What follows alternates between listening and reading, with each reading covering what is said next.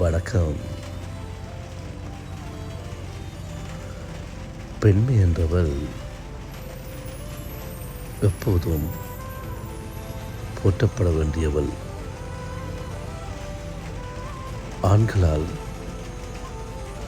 மதிக்கப்பட வேண்டியவள். அது என்னவோ தெரியவில்லை, ஒரு பெண்மை என்றவள் ஆண்களுக்கு மத்தியில் மதிக்கப்படுறாளோ இல்லையோ தெரியவில்லை. ஆனால் நிறைய சித்திரவதைகளுக்கு தள்ளப்படுகின்றாள். ஒரு பிள்ளையை 10 மாதம் அவள் வயிற்றில் சுமந்து நல்லபடியாக பெற்றெடுப்பதற்காக அவள் எவ்வளவோ தியாகங்களை பண்ணுகின்றாள்.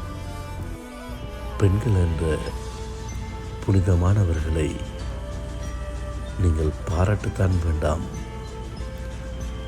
அவர்களின் மனதை கஷ்டப்படுத்தாமல் அவர்களை சித்திரவதைகளுக்கு உட்படுத்தாமல்